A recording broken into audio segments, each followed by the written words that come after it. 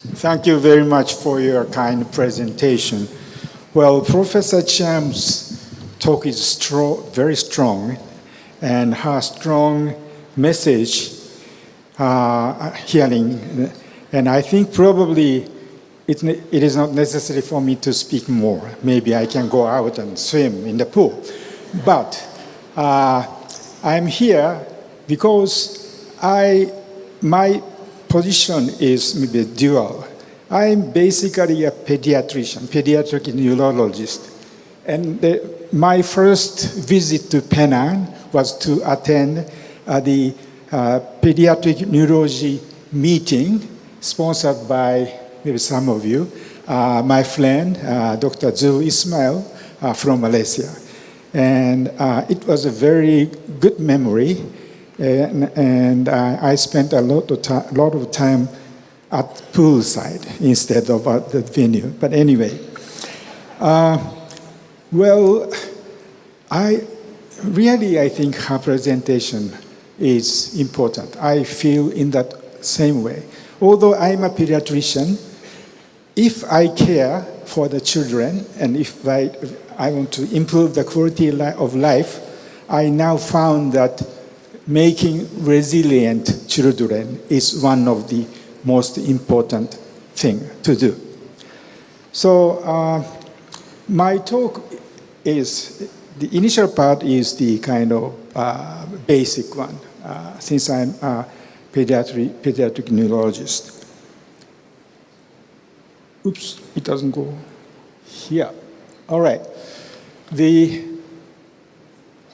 children's ability or children's capability can be divided into several domains. Well, this is from the pediatrician's perspectives. As you see,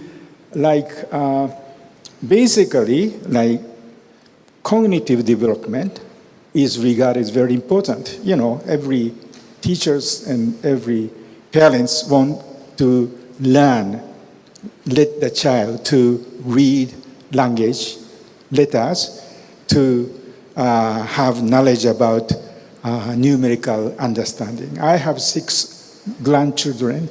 Every time I meet them, I give a quiz, 6 years old. Okay, 12 times 14. And then if he can answer the question, I will give some present or something. Well, this is a kind of common attitude. But no, the cognitive development is not everything. As you see, language and also, as you see here, empathy and also self-esteem. These things are very important domains of human development. So we have been putting too much emphasis on cognitive development. But as Dr. Chiam said, that resiliency is also such domains, important domains. So this is the kind of basic policy of Japanese government regarding early child education. They have put 10 goals there. 10 goals: healthy mind and body, independence, and collaborative mind, and ethnicity, sociability, and cognitive ability, of course, and language, communications, and finally, affinity to natures, and sound and rich emotion. These are also important. And then Japanese government raised these 10 goals to be achieved during the preschool years. Oops.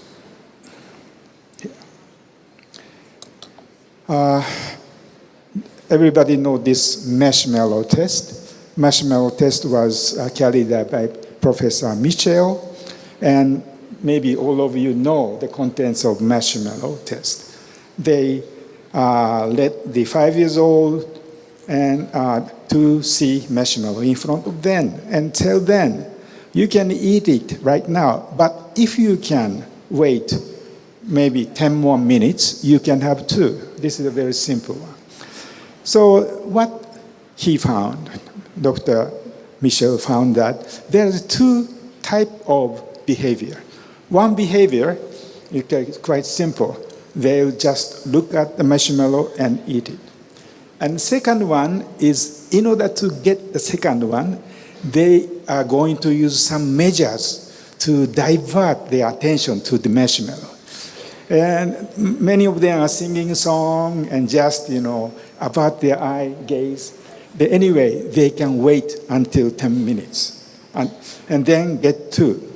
And this finding itself is quite interesting. But what is very important for this experiment is the experiment after that.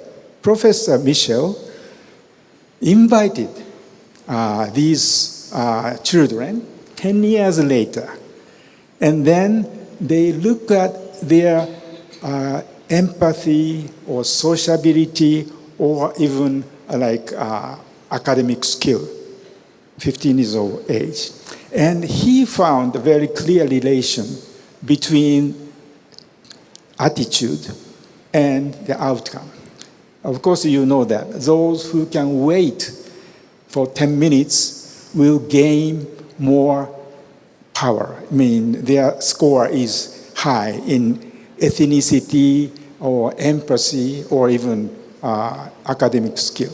So this tells that cognitive ability is not explain everything. We need some other ability. And one of them is resilience, but I tell it later. This is a study published in the book Mind, Brain, and Education. It's an international journal. And then the researcher looked at the correlation between several factors and school readiness. School readiness is the ability to learn and by themselves. So interestingly, the important indicator, predictor of school readiness is, of course, age, but as you see, emotion control, and also the scores of delayed gratification, marshmallow test, and social emotional skill, SES. So many researchers have now confirmed that social emotional skills, including resilience, is a pivotal role in the development of children when they grow up. Well, I show several more studies. Maybe it's familiar to everybody. Like Dr. Eisenberg's group has found that effortful control without impulsivity will lead to resiliency and popularity, it's a sociability, and also the socially appropriate behavior. I think she found these relations. And she did tons of these studies. The other one, effortful control. Effortful control. I distract the attention from the marshmallow and then try to get the second one. Effortful control combined with ego resilience. Resilience is a term used for a person and sometimes used for a group of people or even a society. So the ego resiliency is also, we can call it resiliency. The combination of these two will lead to the emotionality, empathy of the children, and also pro-social behavior. So in order to make our future generation very sustainable people, we should led them to attain these abilities, effortful control and resiliency. Well, resilience has been defined in many ways, and Professor Cham has already showed the definition of resiliency. This is the one by Dr. Anga. I will skip the content. Everybody knows the resiliency. Resiliency has is an established psychological condition already. It's a messy slide. This is a scale to measure resiliency among children. And this was developed by American researchers, has been used extensively to see the scale or level of resiliency of small children. So we did 2 sets of survey in Asian countries. I'm now living in Tokyo, and I have many collaborators in Asian countries, including Malaysia, Philippines, Indonesia, and 8 countries anyway, including China, and I forget one. Taiwan, yes. Okay, so the first survey, it's a qualitative and quantitative survey. So this is the content of survey 1. Because of the COVID, we are very much concerned about the resilience of children in Asian countries with the collaboration by 8 researchers, and one of them, Christian Chen from Singapore. And we look at the association between resiliency and QOL and other environmental or human factors.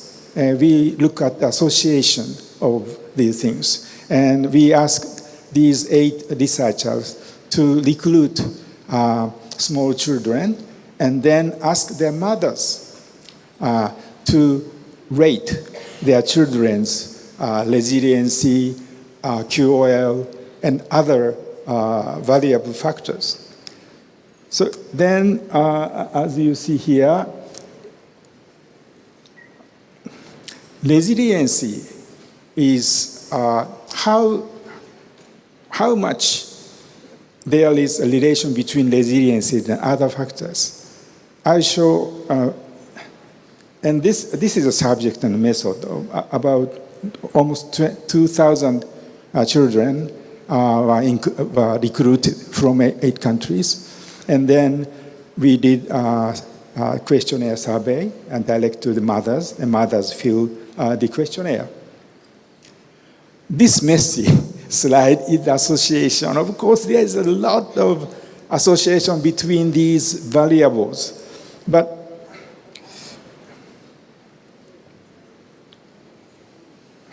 this is easier for me. See, you see resilience in the yellow circle, and also we measure the quality of life, the degree of happiness of children. And then there's a lot of association. You can see these lines. The numbers indicate the degree of this association. As you know, if the relation between QOL and resilience is very high, 0.590. And then I want to, this is for 5 years old. Quality of ECC. We ask their mothers, and they ask the mothers to grade the quality and quantity of ECC service the child is getting. You see here, there is a positive, significant relation between quality of EC, and resilience. Well, I think it's quite understandable. If you provide a better EC care, the resilience of children will go up. And also the quality of life will go up. Other factors also related. Parenting attitude has a profound effect on resilience and cure. So I know that the parenting is quite important. And as Professor Chiam also stressed that two things quite important. One is the professionalism among teachers. Secondly, enlightened parents. So I think her talk is quite understandable for me because the same result. We did it in 8 Asian countries. So it was proved that in order to promote resilience, there are many ways to promote and raise resilience. Well, providing better EC is one of the way, and also choosing the proper parenting is also a very important way to promote resilience. And I look at the relationship between husband and wife, and I'm a father of 3 children, and unfortunately, the effect of husband support is not so significant. I'm very sad to see this result, but anyway, in 8 countries, especially with respect to QOL and resilience, the mother's influence is much more than the father's. Well, this is the reality. This is for 7 years old, almost the same result. We did a regulation analysis. We look at the kind of association. And then, as you see, resilience was positively and significantly predicted by the quality of children, quality of ECC, as I said, and emotional support, or to some extent, emotional support from husband to mothers. And responsive parenting is also important. Not the authoritarian, I think, Sparta-type parenting. Responsible parenting also. And there is some factors related to COVID-19 because we did it during the pandemic. This is for the QOL. A similar association can be found. As you see, QOL is strongly predicted by the resilience of children. It's vice versa. Higher the resilience, higher the quality of life of children. This is true. And then emphasized aspect is a special concern of the parents. That is also associated with the resilience and the QOL. And this is for 7 years old. I think this result almost identical between 5 years old and 7 years old. The reason to choose 5 and 7 is 5 years old children is attending kindergarten or nursing care. 7 years old are attending elementary school.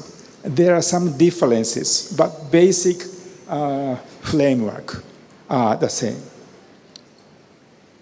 This is, as you know, parenting style can be, well, there's a lot of different ways to classify it, but warm parenting can be divided into responsible and authoritative parenting.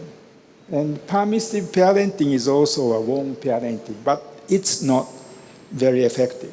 Authoritative. The negatively is punitive parenting. It's harsh and authoritarian parenting. this is not good for promoting resilience.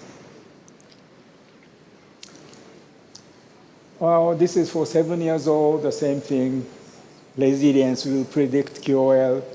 Non-punitive parenting also good for QOL. This is the parent support and resilience. As a group, we divided the higher level of support for parent, the better resilience. If the support for the parent is higher, the resilience of children is higher too. Then we also look at the parenting style and resilience of children. And the warm parenting is associated with higher resilience. QOL, the same. The interesting thing is number of playmates will predict the resilience of children. Those children with more playmate friends tend to have higher resilience. So COVID-19 pandemic gave a negative effect on it because the chance to see their playmate reduced, and then resilience would be suppressed also. This is number of siblings. This is a kind of interesting finding. Number of siblings, there is some relation.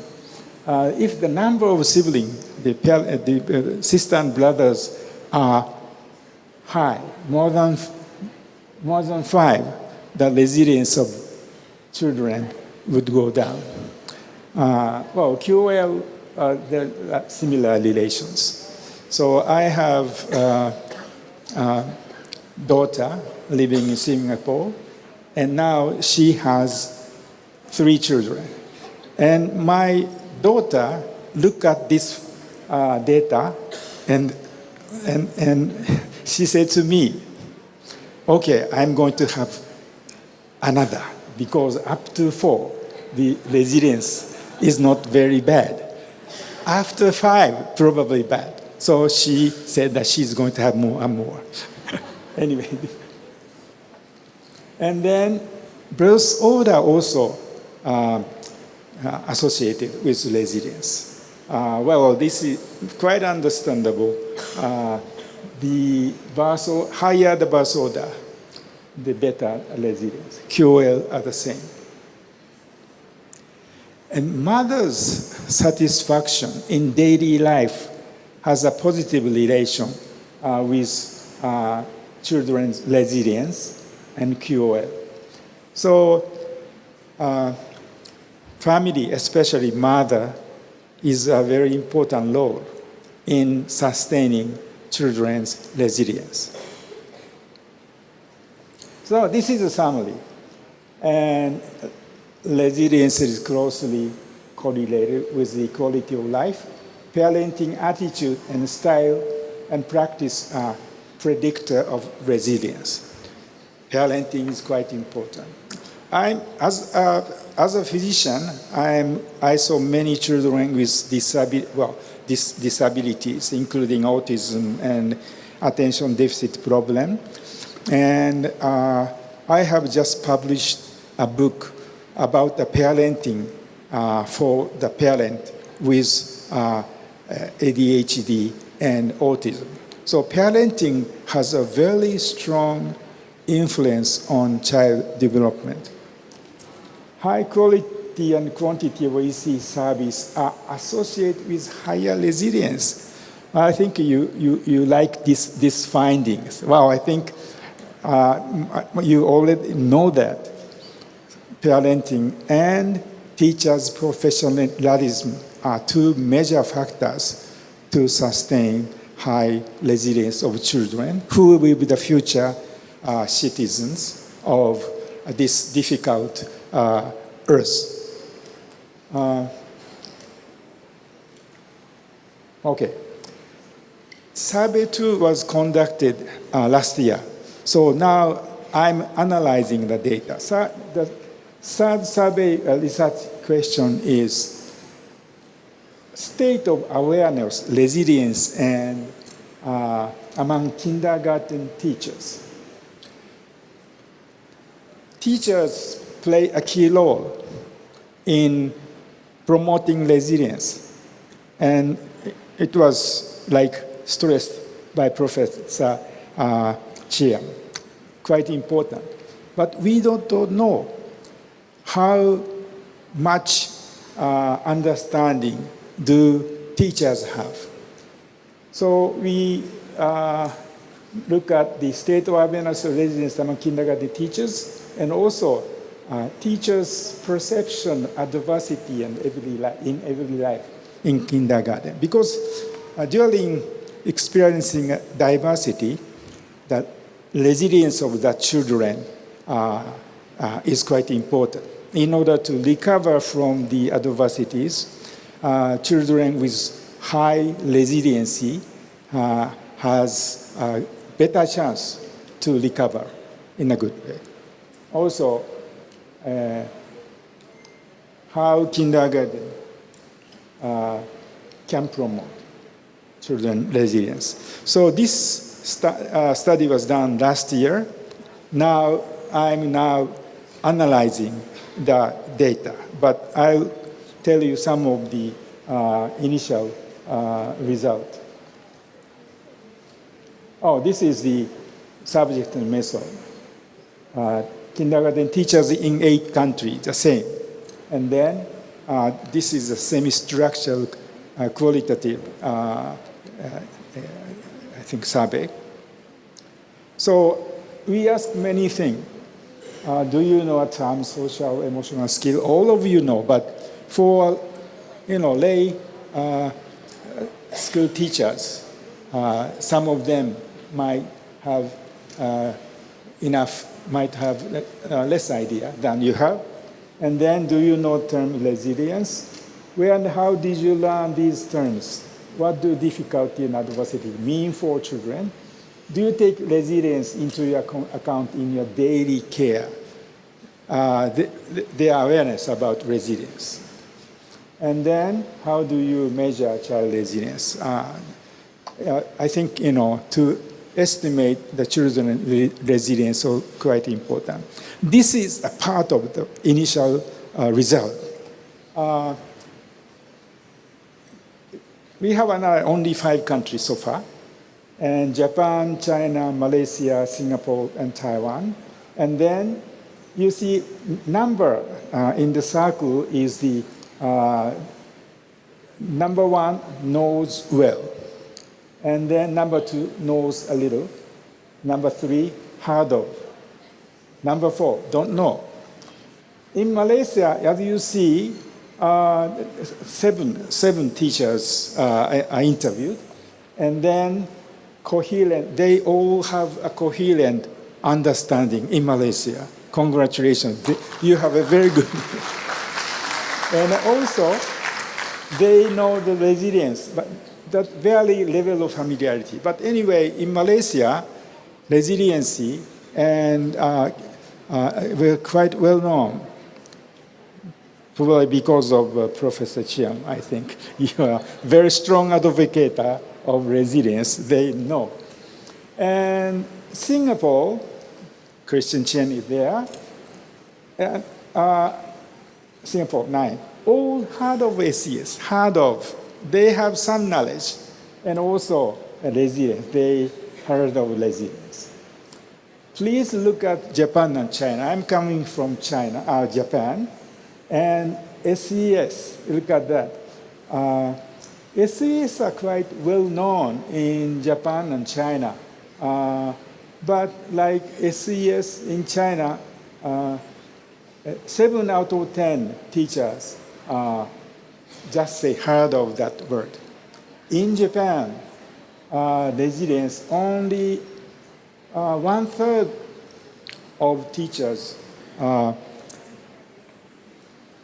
knows SES and also resilience. Number 4, don't know.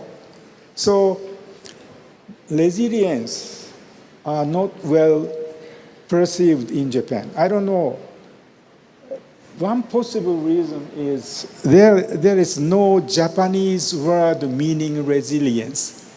So those, you are all, in Malaysia, you all use their own language, but English. English is fluent in Malaysia, and probably it is easy for teachers to understand resilience. But in Japan, there is no Japanese translation of resilience. We should say resilience. So the perception of resilience in Japan and China is quite low. So this is a problem. As Professor Cham said, that professionalism among teachers is a key factor. And also the enlightened parents are key factor. I know there is many curriculum or even program to promote resilience. There are many type of things. But in Japan, this is not well done. And possibly because of language, I think. Well, living in Japan, and as I'm a doctor, and also there's many English teachers. Unfortunately, not many of them can speak English. So good thing is they will stay in Japan, not going to outside of Japan, as she lamented. Very smart teachers will be headhunted in other countries. But in Japan, we did not care about that because they don't speak English well. They are going to stay in Japan and provide a very good ECEC care in Japan. Okay, this is a very messy one, but it's a part of the report from Malaysia. Professor Amina Ayob summarized it. As you see, 7 teachers. And the question is, what is your understanding of, this is not resilience, socioeconomic status. And then I was very much surprised the rich vocabulary and a rich understanding about the content of SES in Malaysia. Many things, like CS7, and what is SES, and this teacher, I think, they point out 9 different perspectives of SES. So they are equipped with a full knowledge about SES and resilience as well. So our next goal is to implement the most knowledge of SES and resilience among teachers first, especially in Japan. That is quite important. In Malaysia, the concept is quite well known. The next steps is the implementation of their knowledge to children. But there are many other factors. In Japan, only, I would say, 1.8% of preschoolers, are non-attending. But I heard that in Malaysia, this figure is quite high. So in Japan, almost all the preschoolers are attending kindergarten or nursery center, but probably Malaysia's next goal is to increase the proportion of children attending to school, because the teachers in Malaysia has better knowledge about SES and resilience. Once they can attain to increase the attendance rate, probably Malaysian futures are quite bright, I believe. So, as I said, what I said was already spoken by Dr. Chiang. And The important thing is all the people related to child development should collaborate in making the situation better. AI might replace some of the job. There's a study that some of, I don't name that job, but I found that possibly or probably kindergarten teacher will not disappear, as she said, quite important. And I'm also very happy to see that among those jobs that will sustain at the AI age, pediatricians are also surviving. So we will be all the survivors of the future age, and I hope we can collaborate and to make our next generation equipped with very high resiliency to cope with the adversities and difficulties awaiting for them. Okay, thank you very much for your attention.